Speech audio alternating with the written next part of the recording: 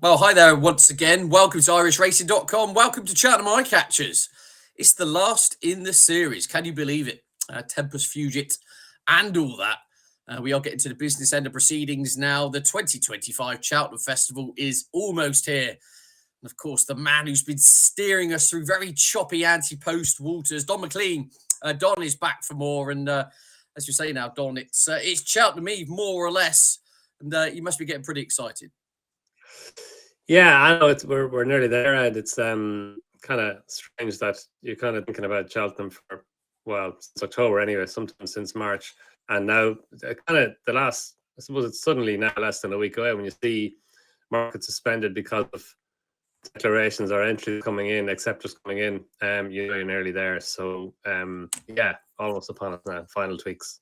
Yeah, absolutely. Just on a wider point of the festival as a whole, we're going to get the grumblings about small fields, etc. But by and large, we're going to get the protagonists there and some high class events. Is there one race in particular, which at the moment is the standout or the highlight you're really looking forward to?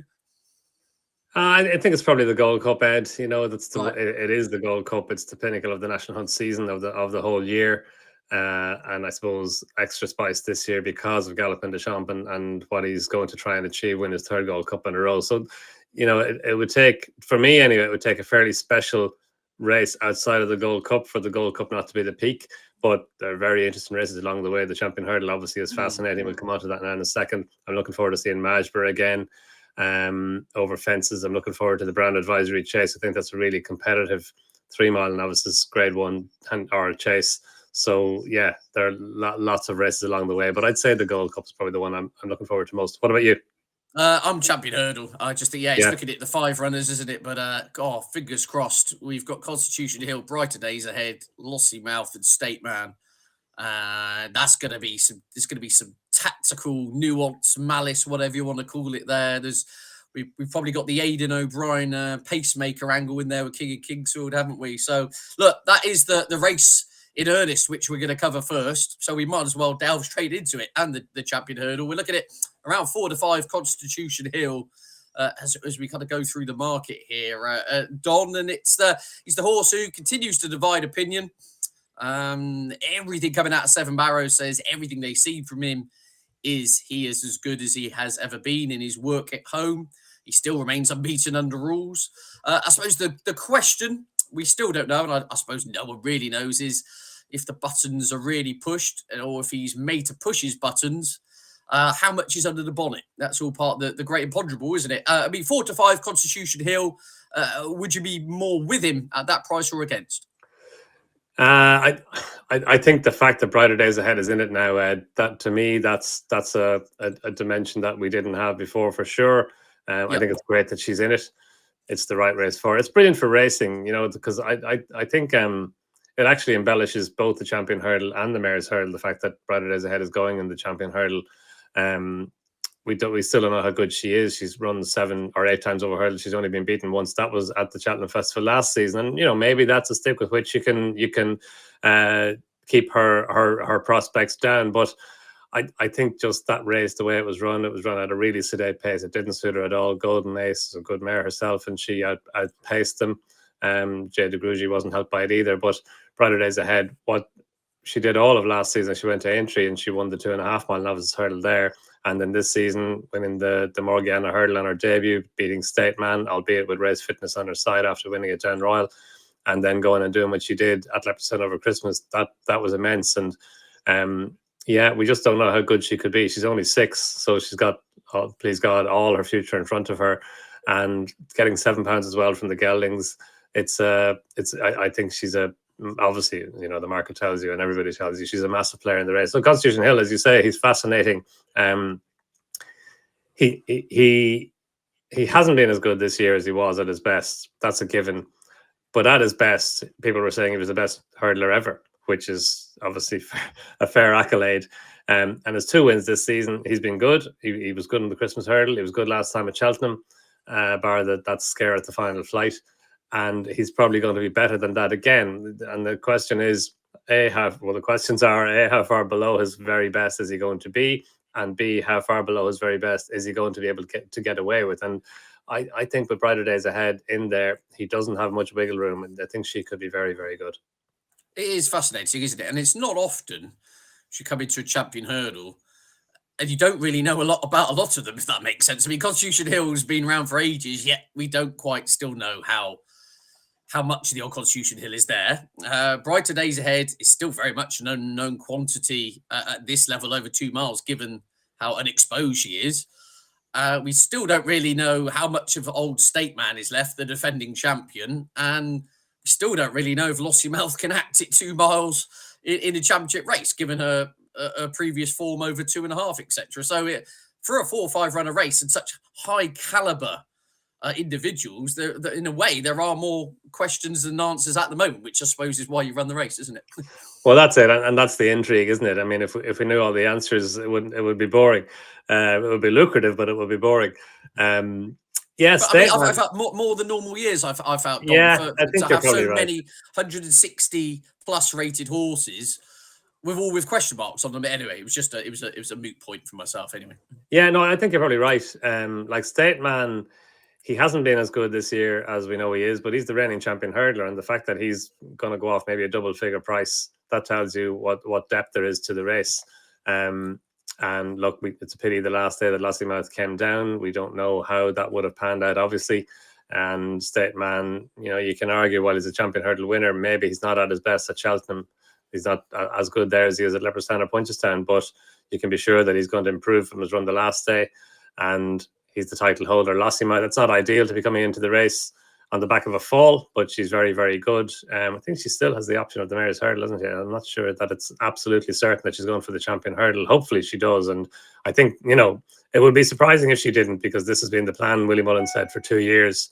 So, yeah, hopefully she goes in it. And with those 4 in the race, it's a brilliant race.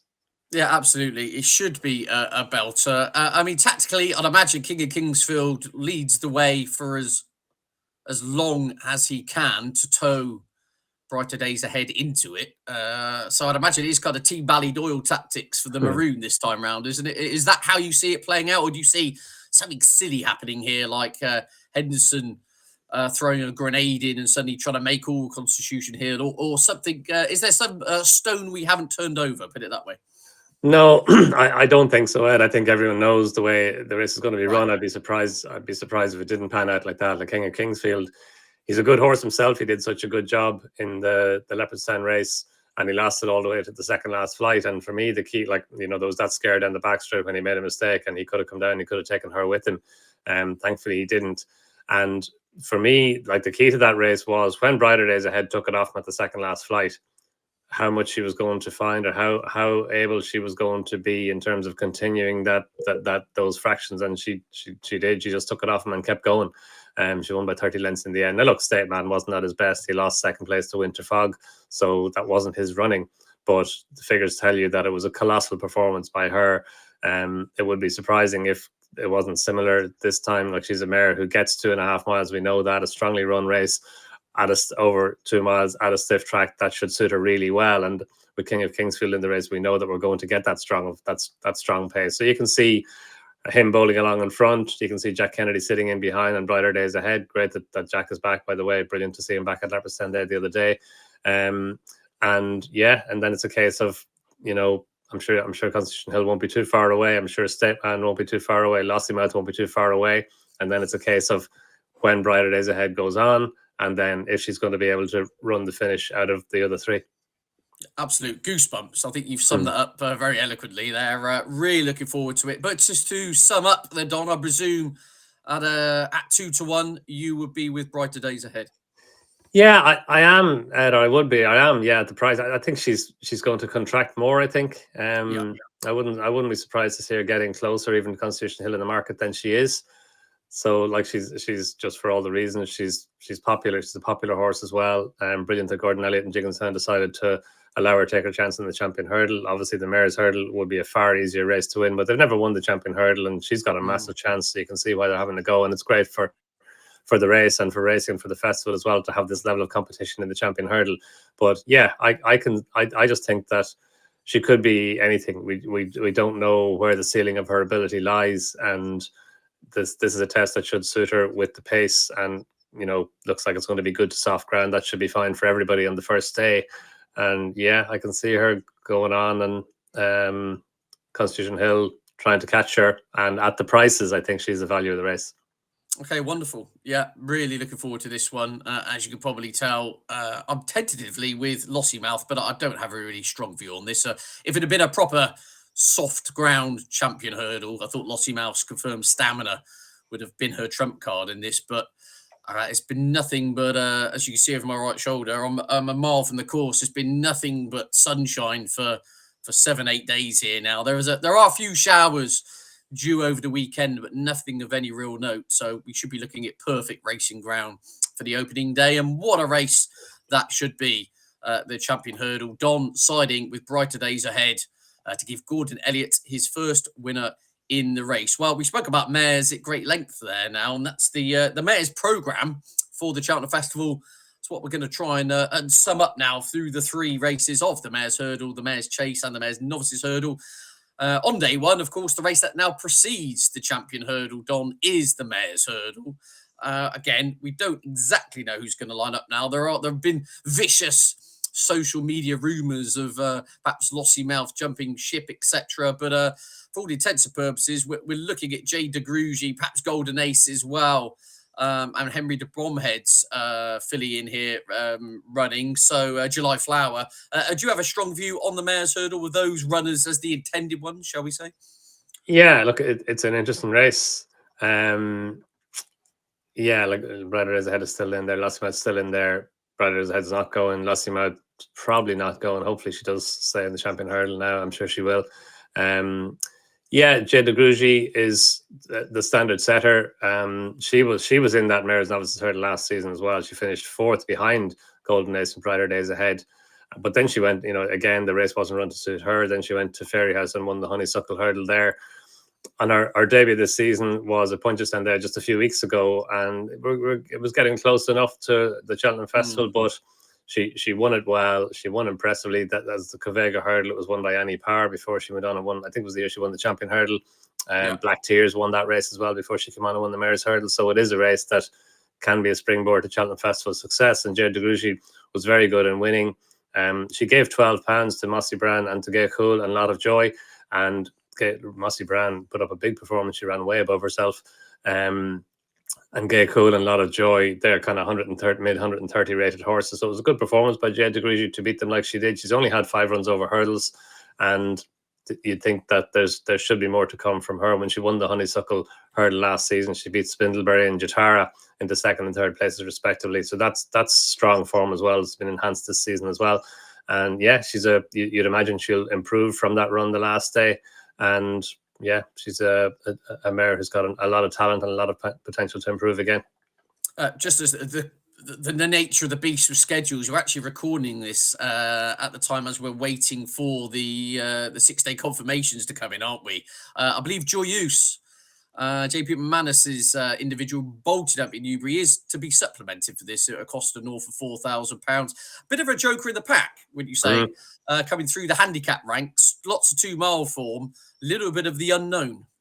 Yeah, no, it wasn't surprising when that news kind of emerged, that it was likely that she would be supplemented, and she definitely enhanced it, because when she won the William Hill hurdle as it is now at Newbury, she didn't have enough runs to qualify for one of the handicaps. So she won that race off mark of 123. She's now rated 138, so she's probably going to have to improve even on her new rating in order to win a mare's hurdle, in theory. But she's such a progressive mare. She won so impressively at Newbury. She's only had 4 runs in her life, so yeah, you can absolutely see why they're putting her in here, and it's going to be really interesting to see how she fares against the top mares.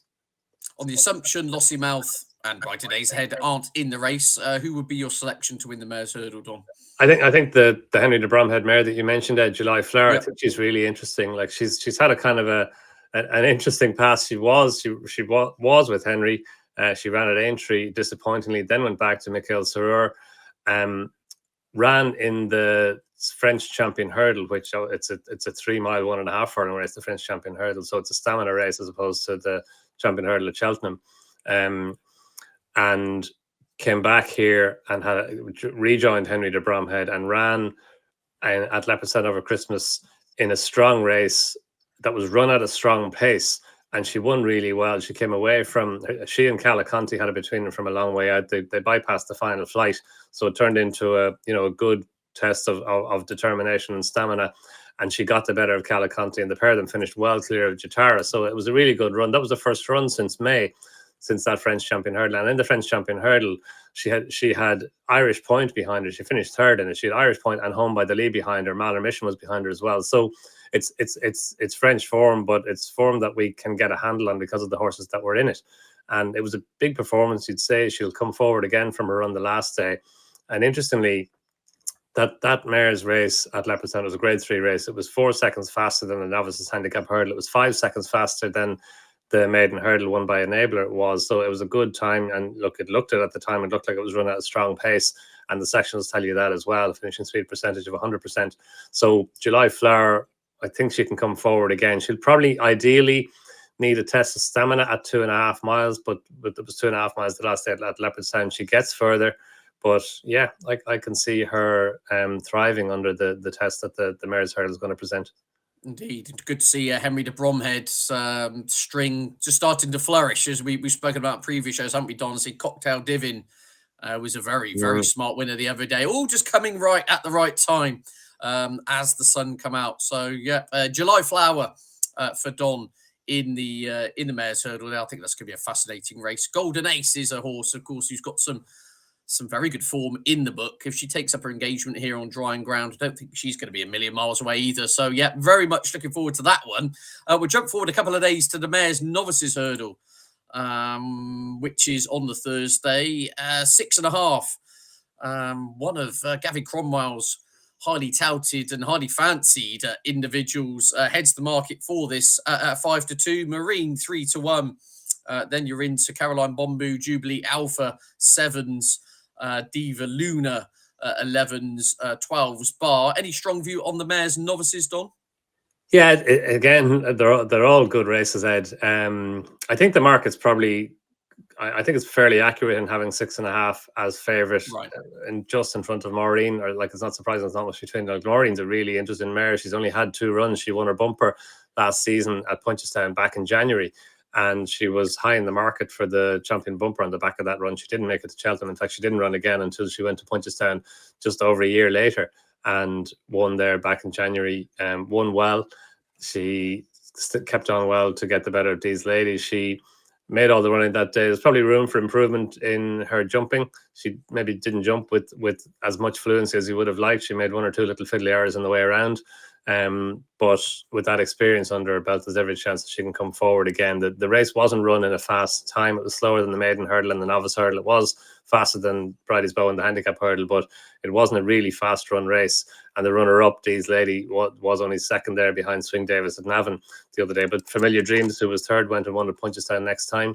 So look, it was a good performance by Maureen on her first run in over a year. And of course, it's probable that she'll progress from that at least a little bit, maybe significantly. She's a well-bred mare as well. Her dam's a half-sister to Fahim. So lots to like about her. But I just think 6.5, she's a classy mare off the flat. She won at Newmarket in August off a mark of 82. She's now rated 94 on the flat. She's had her first run over hurdles there at Fairyhouse the last day, and she was really good. She quickened away from Calamita. I know Calamita got beaten by Barnahash Primrose there at Leopardstown on Monday, but she was kind of hampered by a faller down the back stretch. She was up with a fast pace. So I wouldn't use that Calamita's defeat as a stick with which to beat the form of that Fairyhouse race. I think 6.5 did it well. She couldn't have done much more than she did. Visually, she was really impressive. And again, every chance that she'll improve on that, her first run over hurdles. So yeah, I think, and the vibes about her from the Gavin Cromwell yard are very strong. So yeah, I think she's the right favourite for that race.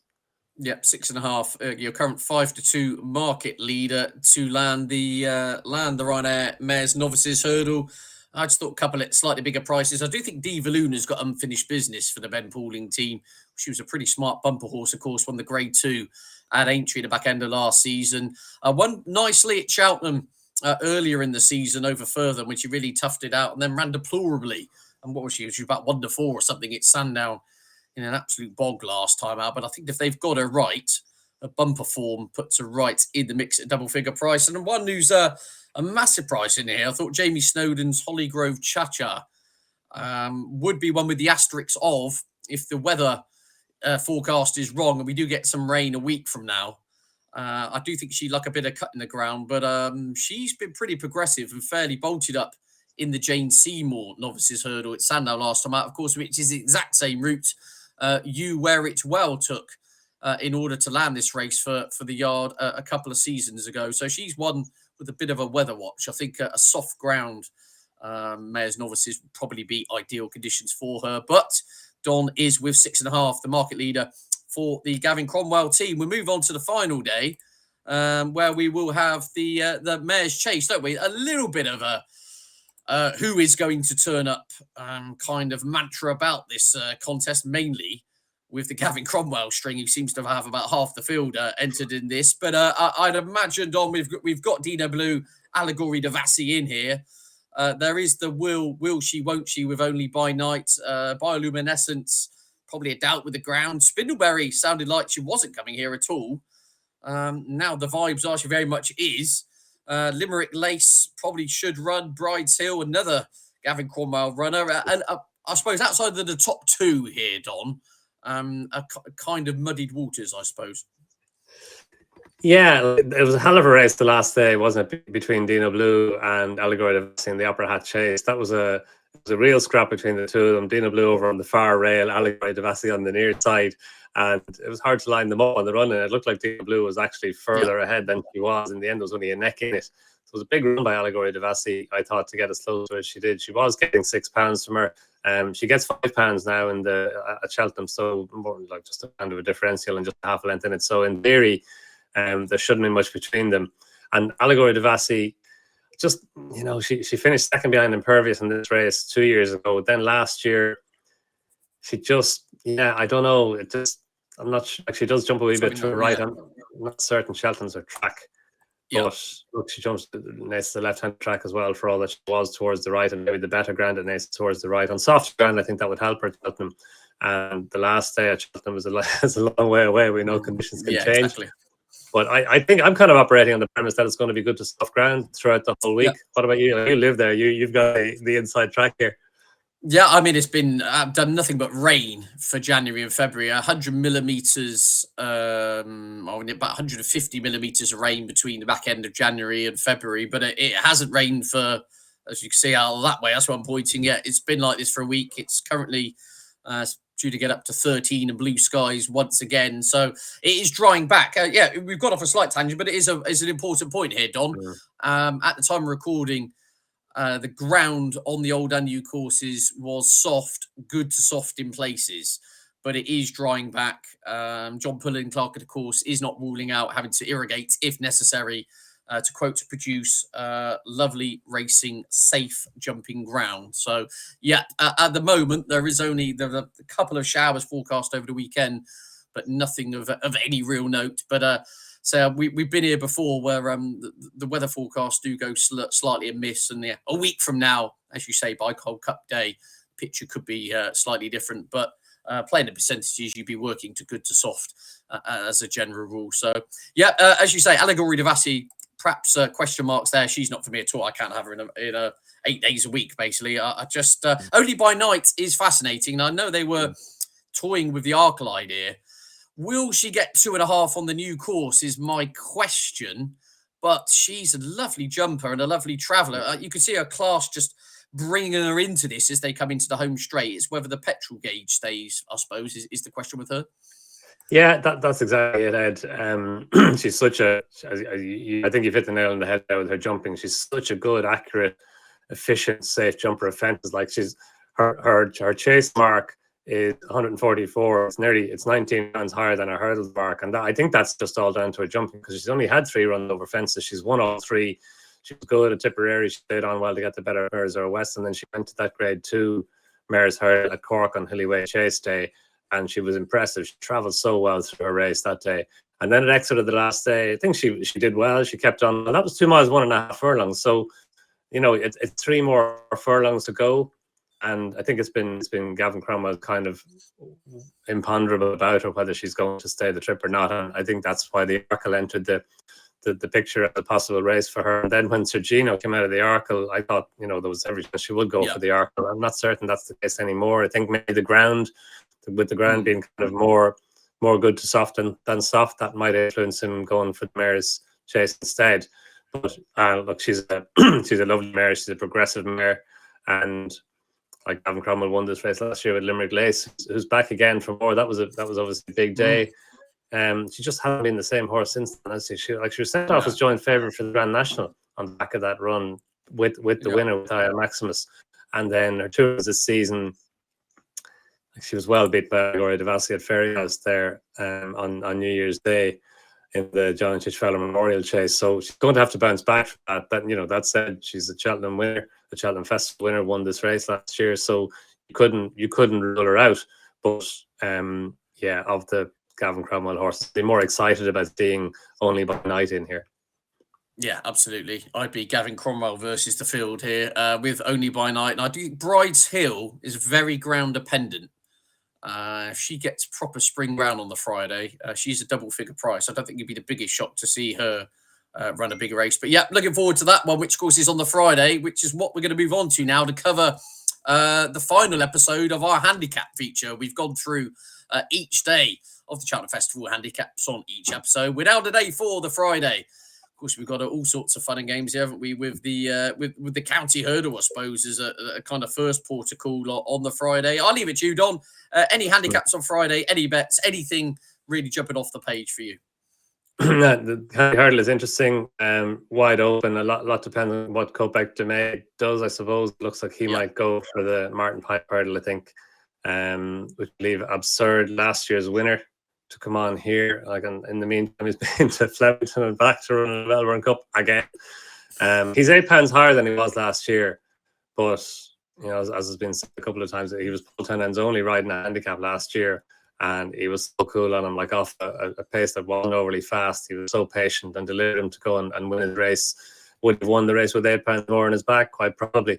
So he's obviously a player, and for the same owner as the HOS Syndicate, they've got Ethical Diamond in the race as well.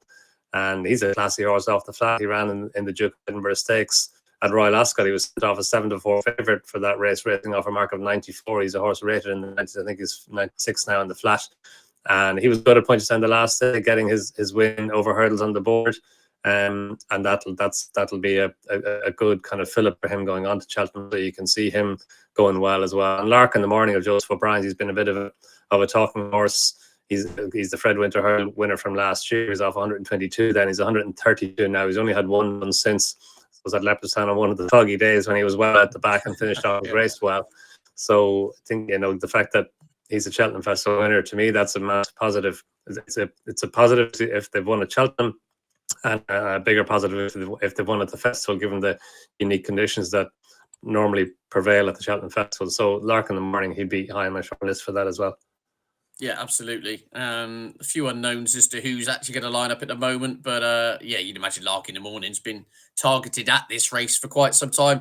I like Val Grand here for the Skeltons. Off 134, took apart the field on good ground back at the October meeting in a Grade 2, winning by half the track essentially on that occasion.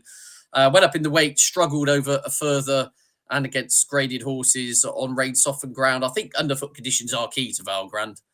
If we get some proper on the gooder side of good to soft, he's going to have a right old chance on the Friday. And of course, this yard have won 4 of the last 9 renewals of this race, so they kind of know what it takes to get the job done. There was an Irish raider in there I was really fascinated by, but I don't think he's going to run now. But if he does, keep your eyes on Pinot Gris.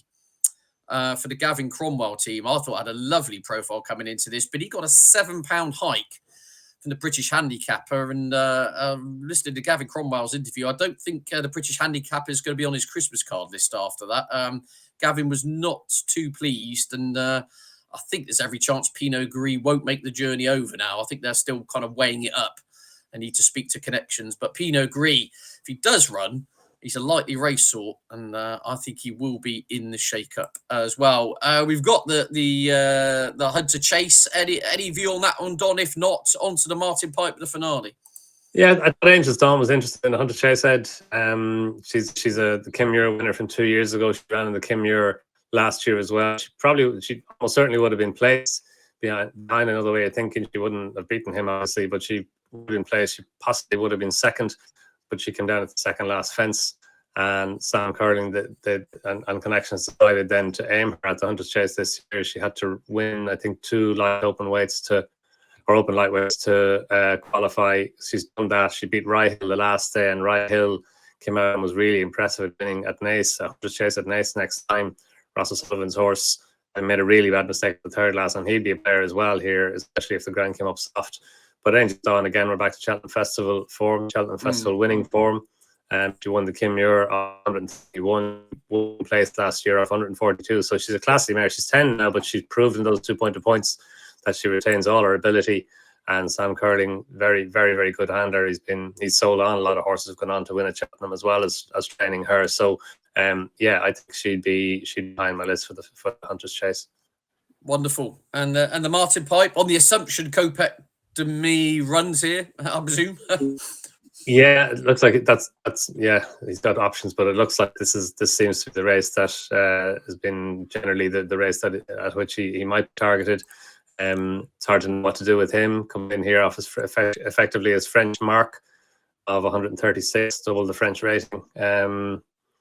So it just could be a very well handicapped horse. Wood, who is interesting as well. She's a really likable mare. Gordon Elliott, she's 6 for 6 over hurdles. She won that mare's hurdle at the Cheltenham December meeting last time.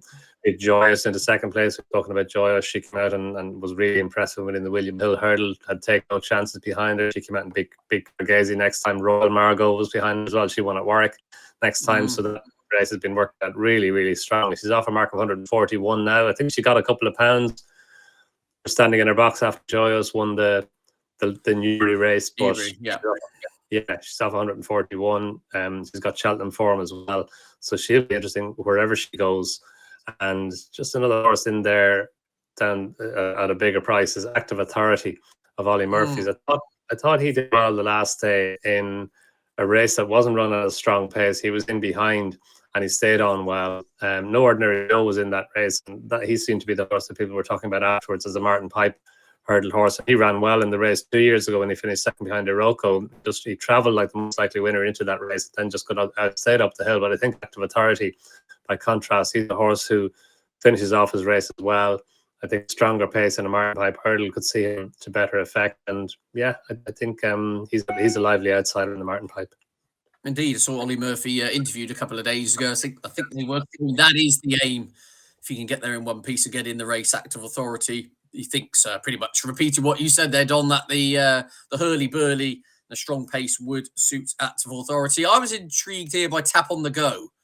You qualified for this race last time out at Punchestown.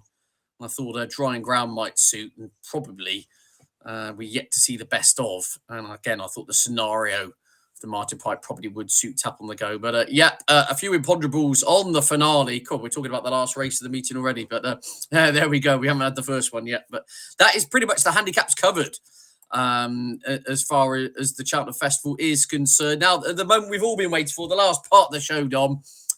We want the Donn McClean Lucky 15. It's got a nice ring to it. The floor is yours. It could be value plays. It could be naps. It could be anything you like. Special bets. Will it snow on Christmas Day? Whatever you want to do. But can we have the Donn McClean Lucky 15, please? Yeah, for what it's worth, we've discussed all these horses along the way on the journey through this. The Eyecatchers series, and Better Days Ahead is top of my list. I just think he's overpriced around Advisory Chase. Look, it's a wide open race. Ballyburn is an interesting horse in it, but I think Better Days Ahead, his Martin Pipe win last year, coupled with how well he jumps, the fact that there's probably more to come from him. He probably had more in hand than the winning margin and winning the 10 Chase last time. And yeah, again, we're back to Cheltenham form and Cheltenham Festival form, and that Martin Pipe hurdle, it's always a big race, a big springboard, or potential springboard for horses who go on to even bigger things over fences. He's a super jumper of fences, Gordon Elliott's horse, for a novice. So I think he's a big player in the Brown Advisory Chase. Hello Neighbour in the Triumph Hurdle, again for some of the reasons we discussed in the last couple of weeks.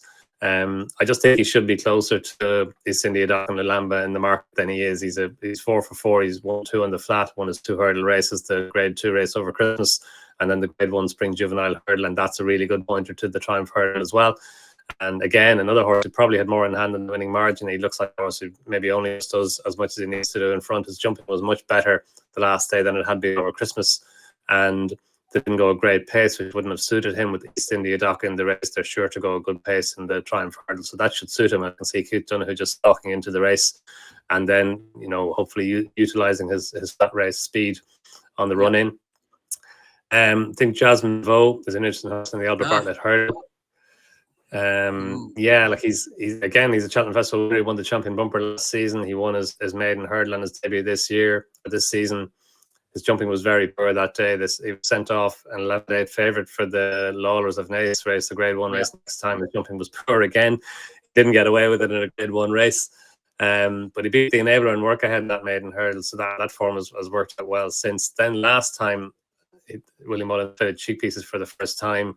His jumping was better. He just got outpaced around the second last when they quickened, and he kept on to finish fourth in the Nathaniel Lacey race. And I think the extra distance will help him if he can just jump a wee bit better. Even though his jumping is improving with every race that he runs a little bit, and it was quite a good improvement from his penultimate run to his last run. So if he can make that same kind of magnitude of improvement in his jumping, that could bring him right into it. The new course should really suit him, I thought. Like 2 hurdles in the last 3.5 miles or something. Yeah, that's the one. Yeah. But it should do in truth, isn't it? If your Achilles heel is jumping, it gives whoever, be it Paul Townend, time to kind of fill him up and get the air back into him for the home straight, if you like. Yeah, exactly. And the fourth horse, I'm loath to go against Galopin Des Champs, but this is all about value, Ed, and I think Banbridge is still value in the Gold Cup, especially with the ground coming as it is. Like, he's the King George winner. He's stayed on well to win the King George. He had to stay in order to catch the Air France. The sectionals tell us that. It's 3 miles, 2.5 furlongs now. It's an extra 2.5 furlongs. But he's bred for it. I think his dam's a half sister to Major Malarkey, a 4-mile chase winner. And there's every chance he'll get it. If he does get it, he was pacey enough to win an Oracle Trial. He was pacey enough to win a point-10 champion chase only last April. So he's got pace, and he's also got the stamina to win a King George. He could have the stamina as well to go really well in the Gold Cup. And again, he's a Cheltenham winner, a Martin Pipe Hurdle winner, he's an Oracle Trial winner. And Joseph O'Brien just seems to be happy with where he is at the minute going on to Cheltenham. And if the ground comes up good to soft, which it looks like it will throughout the whole week, that should be ideal for him. So look, and heart says Galopin Des Champs, I'd love to see him go and winning another Gold Cup and joining the elites, or even a smaller group of the elites that he is in at the minute. But from a value perspective, I still think Banbridge is overpriced against him.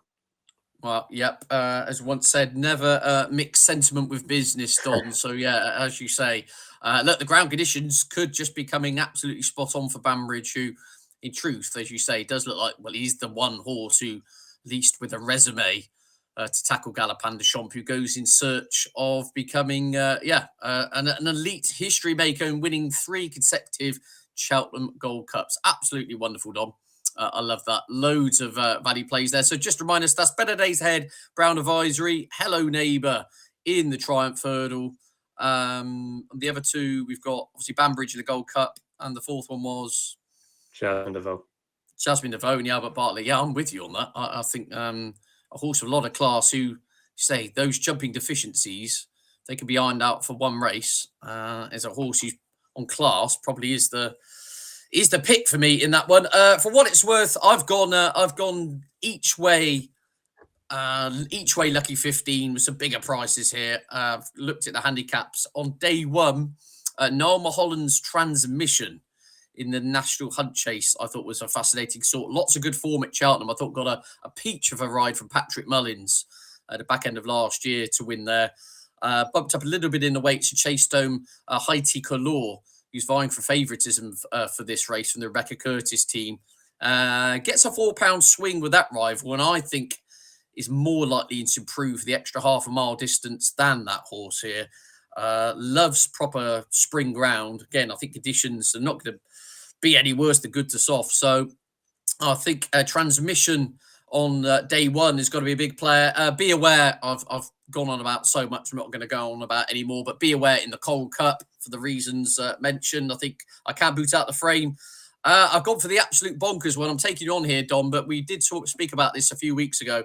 Gorgeous Tom in the brown advisory. I do think this horse really is a sleeping giant still at around 16-1. The form of that the Drinmore looks pretty solid. This horse wants good ground, and I think he wants 3 miles. And Henry de Bromhead is just clicking at the right time. So Gorgeous Tom at a big price at the Brown Advisory, and then Valgrand in the County Hurdle to give the Skelter team another handicap victory at the 2025 Cheltenham Festival. So look, lots of imponderables there. But Don, many thanks. It's been a pleasure. Thanks, safe travels over. I'll catch up with you for a cup of decaf coffee, no doubt, during the week. And but no, really looking forward to it now. And yeah, thanks for all your input. Thanks, Ed. Thanks a million. But cheers to Don. And of course, thank you very much to you at home for following us through this series over the last few weeks. And of course, don't forget to check out irishracing.com for all the latest news, views, and features and all things Cheltenham Festival, whatever you're on, whatever you're backing. At Prestbury Park next week. Best of luck, and we'll see you again soon.